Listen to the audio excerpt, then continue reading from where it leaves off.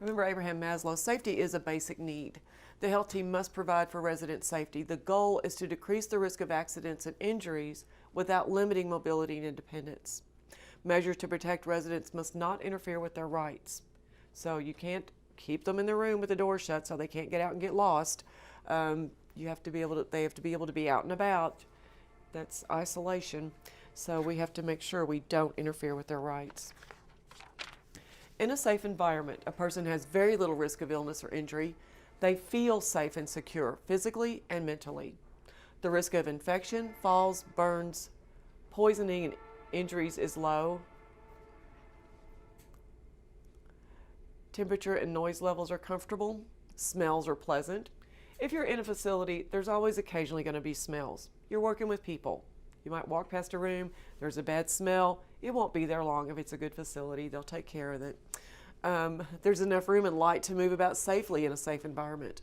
The person and their property are safe. They're not afraid. They have very few worries or concerns. Risk factors. Age. The person in a coma relies on others for protection. Residents with dementia rely on others as well. They can't make safe decisions. Agitated and aggressive behaviors can lead to accidents or injuries. Vision loss. I walked in a room one day and a lady was dumping baby powder into her coffee. She thought that it was coffee creamer because she couldn't read the label.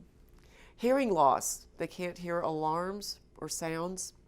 Impaired touch and smell. Impaired mobility. They're not able to move about by themselves and they'll need help. Drugs can be risk factors. Drugs can cause dizziness, lightheadedness. Drugs can cause sleepiness. Identifying the person. You must give the right care to the right person. To identify the person, compare the identifying information on the assignment sheet or the treatment card to that on their identification bracelet. Call the person by name when you check the bracelet. Don't ever use the nameplates on the door. They can be wrong. Always make sure you have the right patient before you provide care. Maybe you go into a room, the nurse tells you, go put this hydrocortisone cream on Miss Jones's back. So you go down the hall. You go into room 102, Miss Jones, bed 1, Miss Smith, bed 2. So you go into the room, Miss Jones is asleep. So you tap on her shoulder, Miss Jones, I brought this cream for your back. Oh, okay, just go ahead and put it on there. So you put it on there. Before you leave the room, you hear, because that wasn't Miss Jones, that was Miss Smith in the wrong bed, and she's allergic to steroids. You just threw her into anaphylactic shock. Make sure you have the right patient, always. When I worked agency, I went into a building. Of course, I don't know anybody. They asked me to go past trays in the dining room. I don't know anybody. So I pulled out the tray, there's a name on it, and I said, okay, Betty Smith. 5 women raised their hands. They didn't care about Betty Smith, they wanted the food. So I don't know who they are. So it's very important that you make sure that you have the right person when you provide care. Follow your center's policy and the care plan to identify the person. Some of them choose not to wear bracelets, or sometimes the bracelets are damaging to their skin. Use the center's resident identification system safely.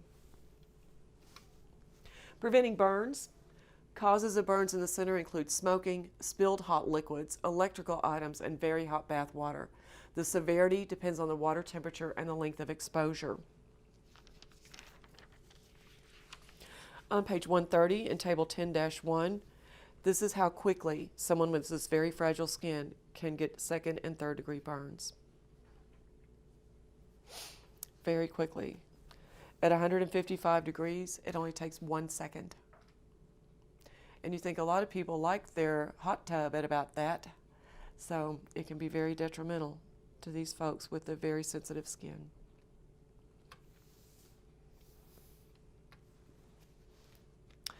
Next is preventing poisoning. Poisoning is a health hazard and a major cause of death. Carelessness, poor vision, and confusion are major risk factors. Drugs and household products are common poisons. It's very important that you keep all cleaning products out of reach of the residents. Follow agency policy for storing personal care items.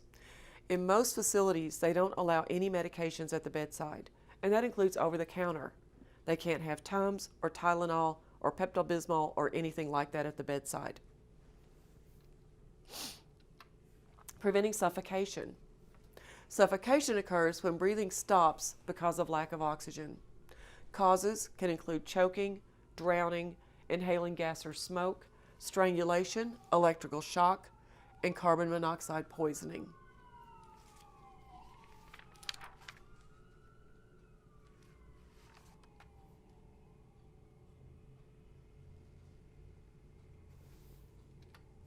Choking, also called foreign body airway obstruction or FBAO.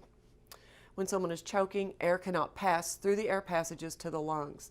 The body does not get enough oxygen. And because it doesn't get enough oxygen, the oxygen that's in the bloodstream that's circulating through the body is going to eventually run out. And when that happens, the person can go into cardiac arrest. Choking often occurs during eating. Older people are at risk for choking, not only because of their difficulty swallowing, but a lot of times they have poor dental status and they can't chew appropriately. Choking can also occur in the unconscious person. If they regurgitate, they vomit, and it falls back into their throat, for example. With a mild obstruction, some air can move in and out of the lungs. The person is conscious. Usually they can speak, and most often forceful coughing will remove the object. So what happens if you are feeding, let's say, a paraplegic that like they can eat still like regular food, whatnot, and they end up choking because it's going to be nothing but dead weight if you try to do the Heimlich? You can still do it. Yeah. Yeah, you can put them on the floor. As long as they're still conscious, you can do the Heimlich on the floor. And we're actually going to discuss that in Chapter 43, how to do the Heimlich maneuver for someone that's too big or if they're lying down. It's all doable, and it works too. With severe obstruction, air is not moving. The conscious person clutches their throat. That is the universal sign of choking. They cannot breathe, speak, or cough. They appear pale and cyanotic. Cyanotic means bluish in color, and that's usually because of either cold or lack of oxygen. You'll typically see the cyanosis first around their lips. Air cannot move in and out of the lungs. If the obstruction is not removed, the person will die. The Heimlich maneuver is used to relieve severe obstruction. It involves abdominal thrusts.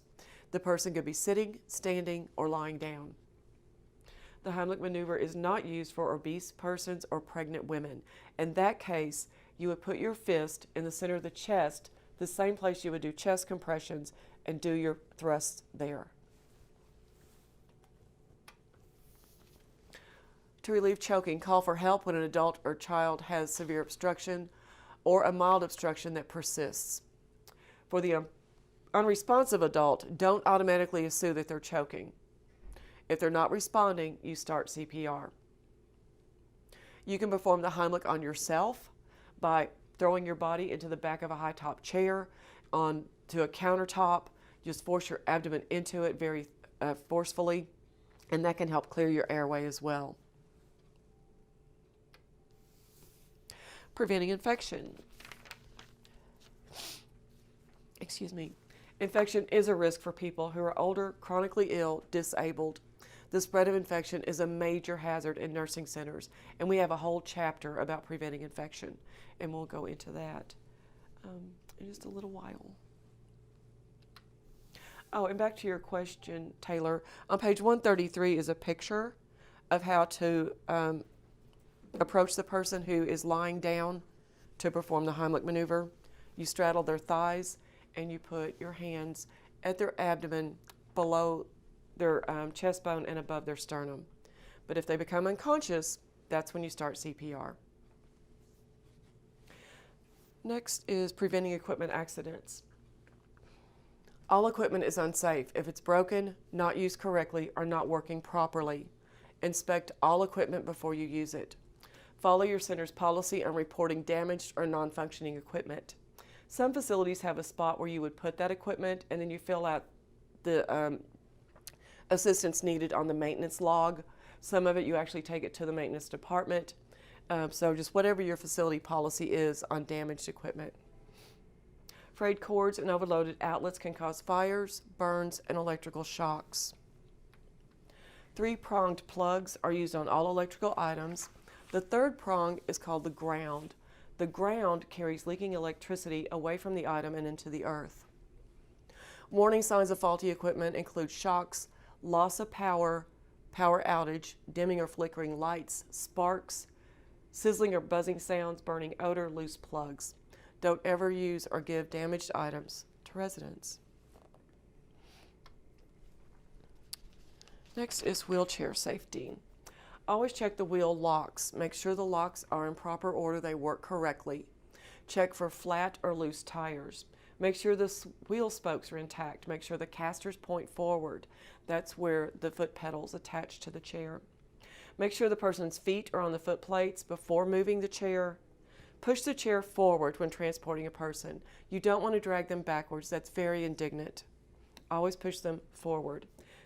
The only time you go backwards is if you're going through a doorway. When you're going to transfer the person in and out of the chair, make sure those wheels are locked. The last thing you want to do is get them up and ready to sit. Their legs hit the chair and the chair rolls away. Make sure the wheels are locked on the chair and the bed. Clean the chair according to center policy. Ask a nurse or therapist to show you how to propel wheelchairs up steps and ramps and over curbs. Most wheelchairs have a kick bar on the back that you can press down to bring the front of the chair up to get over steps or curbs. And always follow measures to prevent equipment accidents.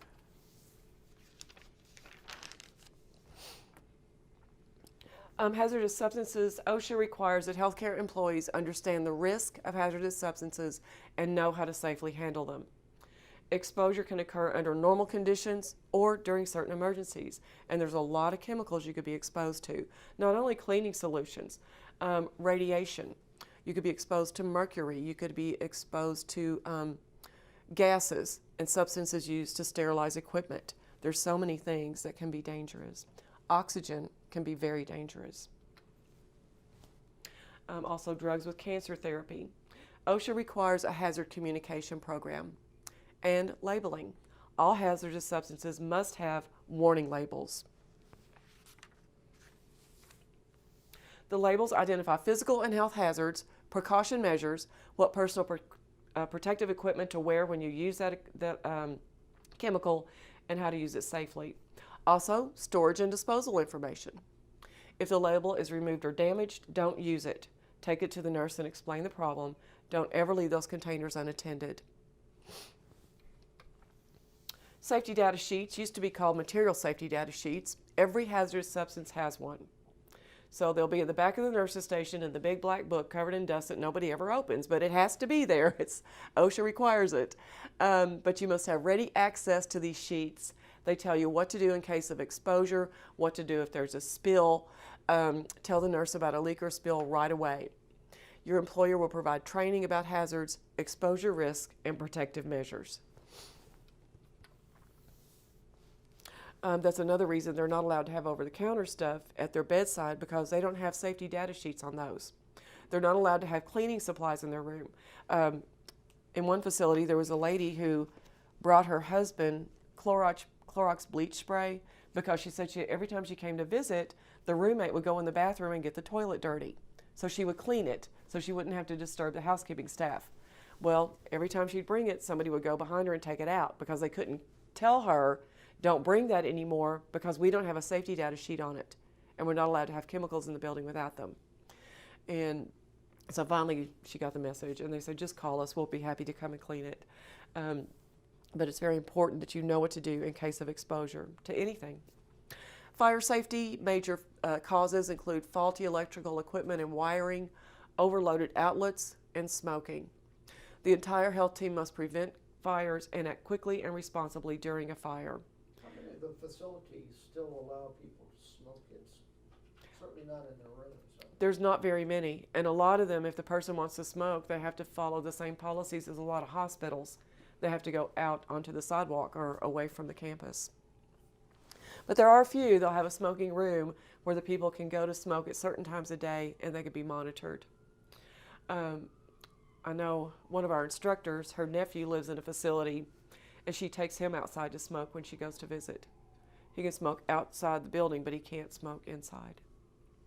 And a lot of them even don't allow the vaping, but fires do happen. And on your assignment sheet, every morning you'll have your assignment of what to do in case of a fire. Your job might be to monitor a certain area of the hallway. It might be to count heads, to be responsible for making sure everybody's where they should be. It might be to get all of the medical records ready to be removed from the building. Or it might be to take a fire extinguisher to the area where the alarm is sounded. But everybody has a job to do, and our first goal is to prevent any injury to the residents. Fire and oxygen. 3 things are needed for a fire: a spark or a flame, a material that will burn, and oxygen. If you're missing any of those, you won't have a fire. Safety measures are needed where oxygen is used and stored. Centers have no smoking policies and smoke-free areas. You may have to remind a resident or visitor not to smoke inside the center. And in most facilities, if you have a resident that does smoke, and if they do go outside, you typically do not leave their cigarettes and lighters in their rooms because someone else might get them. So they might keep them at the nurse's station. I was in one facility recently where 2 men came to the front desk. I had gone to visit a friend that was working there. While I was waiting for her to be free, 2 men in wheelchairs came to the desk. The receptionist gave them their cigarettes and lighters. They went outside to smoke, and when they came back in, they gave them back to her. So each building has their own policy. Fire safety measures. Preventing fires. Always follow safety measures for oxygen use. Smoke only where allowed to do so. Make sure all ashes, cigars, cigarettes, and other smoking materials are out before emptying ashtrays. Empty those into a metal container partially filled with sand or water. Provide ashtrays for people who are allowed to smoke. Supervise them, and follow safety practices when using electrical items. Keep matches and lighters away from confused and disoriented persons. Do not leave cooking unattended in ovens or microwaves. Store flammable liquids in their original containers and keep those out of residents' reach. Do not smoke, light matches, or lighters around flammable liquids or flammable materials. During a fire, know your center's policies and procedures. Know where to find fire alarms, fire extinguishers, and emergency exits. Remember the word RACE. It's an acronym. R is for rescue. Rescue the persons in immediate danger first. A is for alarm. Pull the alarm, call for help. C is for confine. Close the door to that area and get people safe. E is for extinguish, if you can. If you can't, E might become evacuate. But for testing purposes, it's rescue, alarm, confine, extinguish. And that's one of your routine in-service trainings. You remember I told you had to have 12 a year? That's one of the routine ones that your facility will provide for you. Clear equipment from all normal and emergency exits. Do not use elevators if there's a fire. To use an extinguisher, remember the word PASS. PASS is an acronym for P, pull the safety pin. A, aim low at the fire. S, squeeze the lever. S, sweep back and forth. Don't aim high at the fire because you're just going to throw the sparks. You want to aim low to actually put the fire out. Centers have evacuation policies and procedures. Once firefighters arrive, they will direct the rescue efforts. Disasters. A disaster is a sudden catastrophic event. People are injured and killed. Property is destroyed. There are natural disasters, like tornadoes and floods, and human-made disasters, like bombings and airplane crashes. Your center has procedures for disasters that could occur in your area. Communities, fire police departments, and healthcare agencies have disaster plans. Centers also have procedures for bomb threats. And I've had people say, well, who would want to bomb threat a nursing home? It happens. I've been in 2. So it's this day and age. Workplace violence. Defined as violent acts directed toward people at work or while on duty. It can occur any place where an employee performs a work-related duty. And according to OSHA, more assaults occur in healthcare settings than any other industry. Nurses and nursing assistants are at the greatest risk. violence prevention. OSHA has guidelines. The goal is to prevent or reduce employee exposure to situations that can cause death or injury. Worksite hazards are identified. Prevention measures are developed and followed. And all employees receive safety and training. Always understand and follow your center's workplace violence prevention program. Understand and follow safety and security measures. Voice concerns. If you see something not safe, report it. Just don't assume somebody's taking care of it. Report strange or suspicious people right away. Report violent incidents promptly and accurately. And that includes if it involves a family member, a resident, a staff member, a visitor, anybody. Serve on health and safety committees and attend training programs. So when, like, referencing violence, would you always go to the nurse, or do you go higher up for whenever it's, if you think that another aide is being targeted, or a resident, or anybody really, would you want to go higher up? You always Is go that straight bigger to your charge straight to- nurse. okay. Yeah, for all incidents, and the charge nurse knows where to go from there. And sometimes it even involves calling the police, but you always go to your charge nurse for any issues that come up. Along with that, on page 143, box 10.8, and 144, box 10.9, these are practices you can use at work and in your personal safety as well. And those are good just to glance through. For example, when you park your car at night when you're at work, it's dark. Maybe when you get off at 11 o'clock, there's no light. Get someone to walk with you to your car. And once they get to your car, if you're going to go home and they're not, drive them back to the door. Or if they're going home, drive them to their car. So there's a lot of safety measures you can do on a daily basis. And there's a lot of things to be afraid of in this day and age. Risk management. All facilities have risk management teams. They identify and control risks and safety hazards that affect the center. The intent is to protect everyone in the center, protect property from harm or danger, protect valuables, and prevent accidents and injuries. Risk management deals with these and other safety issues: accident and fire prevention, negligence and malpractice, resident abuse, workplace violence, federal and state requirements. So anytime there's an incident, any type of incident that has to be completed, and it goes to risk management. They look for a pattern. Is this happening at the same unit at the same time every day? They're looking at, are our fire drills turning out good? What do we have to do different to make that work better? So they get all of these incident reports and work to try to make things better. Color-coded wristbands, you don't see those very often anymore, but they might be used to communicate an alert. So maybe a person wears a red band and that indicates they have an allergy. Yellow may indicate a fall wrist. Purple may indicate do not resuscitate orders. But again, these are not very common. They used to be, but if your facility utilizes those, they will train you on what they mean. Check the care plan in your assignment sheet if you see one. Do not confuse social cause bands with them. So like the purple might be for gay rights or something like that. So you don't, if they do use the color bands in the facility, they'll tell you what they're for. Tell the nurse if you think a person needs one, if your facility utilizes them again. Personal belongings and valuables. Belongings must be kept safe. A belongings list is completed. When they're admitted, every facility I've ever worked, there's a form.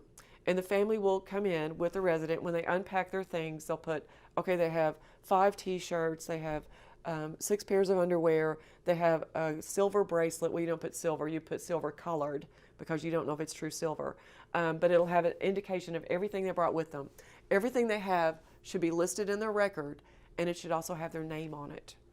If it doesn't have their name, social services or activities will usually be able to fix that for you. They even have an engraver that they can put initials on dentures or jewelry, things like that.